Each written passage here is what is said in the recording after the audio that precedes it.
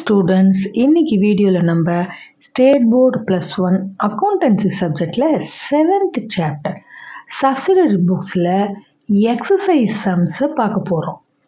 அதுல first and second சம்ம இந்த வீடியோல பார்த்துடலாம். நான் உங்க ஹோஸ்ட். வாங்க இப்போ வீடியோக்குள்ள போலாம். Enter the following transactions in a single column cash book of Sheshatri for May 2017. இப்போ மே ஃபர்ஸ்ட் அன்னைக்கு கேஷ் இன் ஹேண்டு 40,000 இருக்கு. இப்போ ஃபார்மேட் பாருங்க, என்னென்ன டெபிட் சைடு இந்த புக்ஸ், அப்புறமா டெபிட் சைடில் டேட்டு, ரெசிப்ட்ஸு, ஆர்என்னா ரெசிப்ட் நம்பர், எல்எஃப் அமௌண்ட். இந்த books of Seshadri cash book single column heading கொடுத்துட்றோம். அதுக்கப்புறம் கிரெடிட் சைடு வந்து டேட்டு, பேமெண்ட்ஸ். டெபிட் சைடு ரெசிப்ட்ஸ்னால் கிரெடிட் சைடு பேமெண்ட்ஸுன்னு கொடுக்கணும். அதே மாதிரி டெபிட் சைடு ரெசிப்ட் நம்பர்னா கிரெடிட் சைடு வவுச்சர் நம்பர், அதை அப்ளை பண்ணணும். நெக்ஸ்ட் எல்எஃப்னா என்னது, பேஜ் நம்பர். அப்புறம் அமௌண்ட்டு காலம். இப்போ கேஷ் இன் ஹேண்டு ஸ்டார்டிங் வந்து ஓப்பனிங் பேலன்ஸை டெபிட் சைடு தான் 2017 மே ஃபஸ்ட்டுன்னு போட்டு to balance brought down 40,000 apply பண்ணிட்டோம். தென் மே 5th அன்னைக்கு கேஷ் ரிசீவ்டு ஃப்ரம் ஸ்வாதி 4,000. இப்போ நம்ம ஜேர்னல் வந்து ரஃபாக இங்கே யூஸ் பண்ணிட்டா, இங்கே போட்டால் கால்குலேஷனுக்கு எடுத்து டெபிட் சைடு கிரெடிட் சைடு எது எது வருன்றதுக்கு உங்களுக்கு சைடில் நோட்ஸில் கொடுத்துருக்கேன், ஈஸியாக அண்டர்ஸ்டுட் பண்ணுறதுக்காக. நீங்கள் ரஃபாக கூட கால்குலேட் பண்ணி போட்டுக்கலாம்.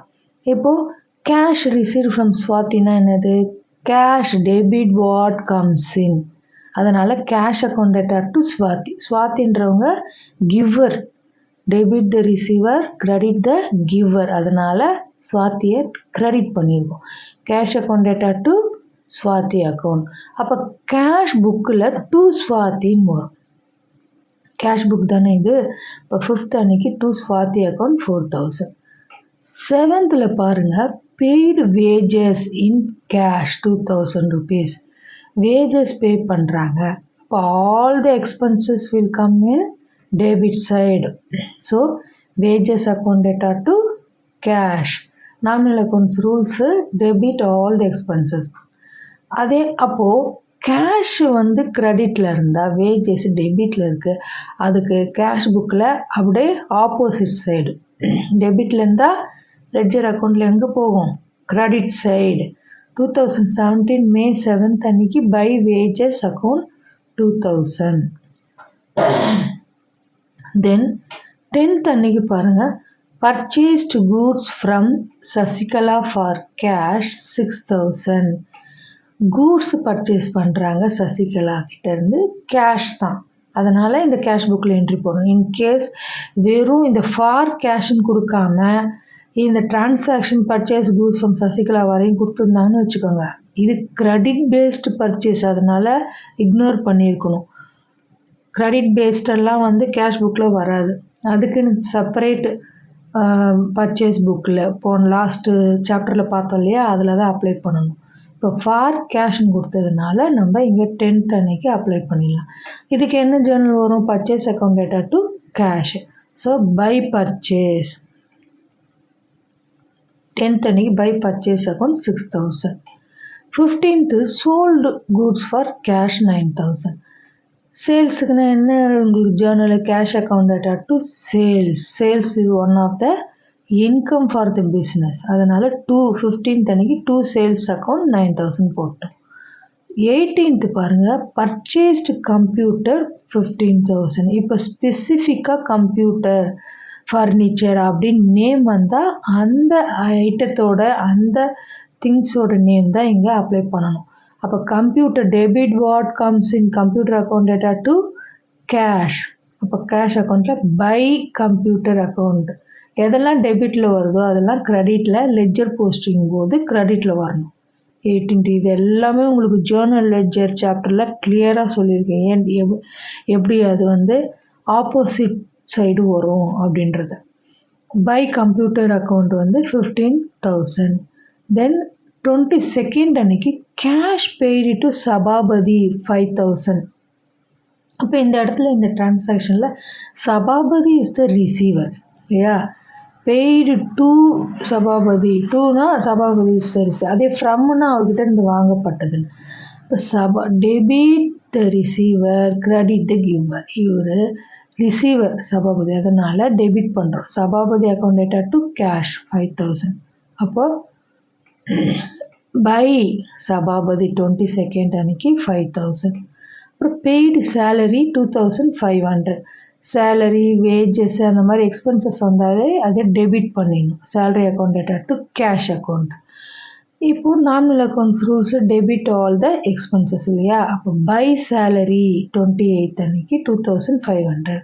தென் 30 இன்ட்ரெஸ்ட் ரிசீவ்டு 500. ரெசிப்ட் எல்லாமே கிரெடிட் சைடு தான் வரும். Cash account debtor to interest received. So 30 அன்னைக்கு 2 இன்ட்ரெஸ்ட் ரிசீவ்டு 500. இப்போ எல்லா டிரான்சாக்ஷனும் எடுத்து நம்ம என்ட்ரி போட்டோம். இப்போ டோட்டல் பார்க்கலாம். டெபிட் சைடு எவ்வளவு, கிரெடிட் சைடு எவ்வளவுன்னு. டெபிட் சைடு தான் யூஸ்வலாக ஹையஸ்ட் அமௌண்ட்டாக இருக்கும். இப்போ ஒன்றுன்னா பாருங்கள், 40,000, 4,000, 44 ப்ளஸ் 9,000 வந்து 53, தென் 500 வந்து 53,500 டோட்டல் போட்டோம். அதே டோட்டல் எடுத்துகிட்டு போய் டோட்டல் காலத்தில் கிரெடிட் சைடும் போட்டணும்.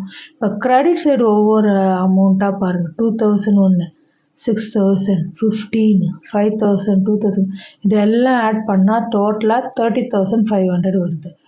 அப்போ டெபிட் அமௌண்ட்டு 53,500லேருந்து கிரெடிட் அமௌண்ட்டு டோட்டல் 30,500 ரெடியூஸ் பண்ணால் பேலன்ஸ் எவ்வளவு? 23,000 பேலன்ஸ் கேரி டவுன். அதான் 31st January. மேக்கு லாஸ்ட் டே என்னது? 31st. By balance carry down போட்டு 23,000. அது அப்படியே next month starting June 1st போட்டு டு பேலன்ஸ் ப்ராட் டவுன் 23,000. அவ்வளோதான். இது மாதிரி பேலன்ஸ் பண்ணி காமிக்கணும். ஒவ்வொரு பேலன்ஸ் கேரி டவுன் போடும்போது அந்த மந்தோட லாஸ்ட் டேட்டு 30 31 பார்த்துட்டு அந்த லாஸ்ட் டேட்டை போட்டு பை பேலன்ஸ் கேரி டவுன். அதே மாதிரி நெக்ஸ்ட் மந்த்துக்கு கேரி ஓவர் பண்ணும்போது நெக்ஸ்ட் மந்தோடைய ஸ்டார்டிங் டேட்டு June 1st அப்படின்னு போட்டு டு பேலன்ஸ் ப்ராட் டவுன்னு போட்டு டோட்டல் காமிக்கணும். ஓகே, செகண்ட் சம் பார்க்கலாம்.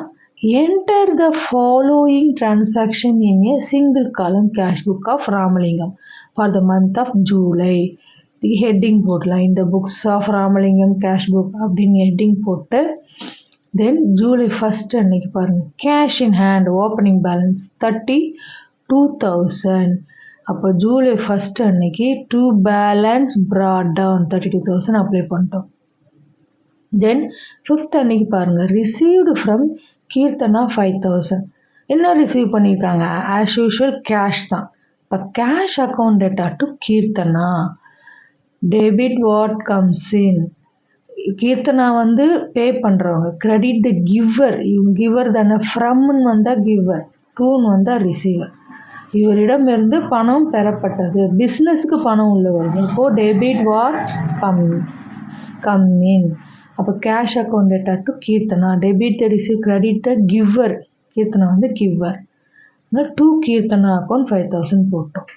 6th அன்னைக்கு paid packing charges in cash 300. என்னென்ன எக்ஸ்பென்சஸ் வருதோ அது எல்லாமே டெபிட்டில் தான் வரும். பேக்கிங் சார்ஜஸ், வேஜஸ்ஸு, கன்வேயன்ஸு அந்த மாதிரி. அப்போ packing charges account debtor to cash. ஏன் எக்ஸ்பென்சஸ் எல்லாமே டெபிட்? நாமினல் அக்கௌண்ட் ரூல்ஸ் என்ன? Debit all the expenses and losses. அப்போ இங்கே வந்து நம்ம டெபிட் ஐட்டம் பேக்கிங் சார்ஜஸ்னால் லெட்ஜர் போஸ்டிங்க்கு எங்கே வரணும்? கிரெடிட் சைடு வரணும். அதனால் July 6th அன்னைக்கு பை பேக்கிங் சார்ஜஸ் 300 போட்டோம். நெக்ஸ்ட் பாருங்கள், 7th cash purchases 12,400. Purchase account debtor to cash because one of the expenses for the business. Purchase பண்ணும்போது கேஷ் வெளியே போகுது இல்லையா? அப்போது expenses, debit all the expenses. By purchase account 12,400. Then 8th அன்னைக்கு sold goods for cash 2,600. அதுக்கு என்ன journal? Cash account debtor to sales. இப்போ 2,600. paid salary to manager in cash 7,000. Salary managerக்கு pay பண்ணுறாங்க. So salary account data to cash. Salary also one of the expenses. So by salary account 7,000. அப்புறம் 11th அன்னைக்கு paid to Bala 3,000. இப்போ Bala is the receiver. Debit the receiver. Bala account data to cash. By Bala 3,000 போட்டோம். அப்புறம் 12th பாருங்க purchased goods from போஸ்ன்னு கொடுத்துருக்காங்க. இப்போ name வந்தாலே அது கிரெடிட் பேஸ்டு தானே. ஃபார் கேஷ்ன்ற எக்ஸ்ட்ரா வேர்டு இருந்தால் இங்கே அப்ளை பண்ணலாம். ஆனால் இங்கே நேம் கொடுத்ததுனால நம்ம கிரெடிட் டிரான்சாக்ஷனாக இதை ட்ரீட் பண்ணணும். ஸோ இந்த டிரான்சாக்ஷன் டு பி இக்னோர்டு. இதை கால்குலேஷனுக்கு எடுக்கக்கூடாது, அதை விட்டுடணும், இக்னோர் பண்ணிடணும். நெக்ஸ்ட் பாருங்கள் 24th அன்னைக்கு cash deposited into bank through CTM 4,000 cash deposit பண்ணுறோம் பேங்க்கில். அப்போது bank is the receiver. Bank account debtor to cash account. இப்போ கேஷில் பை பேங்க்குன்னு வரும் 4,000. 24th அன்னைக்கு பை பேங்க்கு 4,000. 27th அன்னைக்கு withdraw cash from bank 2,000. Cash withdraw பண்ணுறோம். இப்போ இந்த மாதிரி டெபாசிட்டு வித்ட்ராலாம் வந்து கான்ட்ரா என்ட்ரி 3 காலம் கேஷ் புக்கில் கான்ட்ரா போடுவோம் இல்லையா. இது சிங்கிள் காலம் கேஷ் புக், அதனால் அந்த கான்ட்ராலாம் இங்கே அப்ளை ஆகுது. ஜஸ்ட்டு ஒரே ஒரு என்ட்ரி தான்.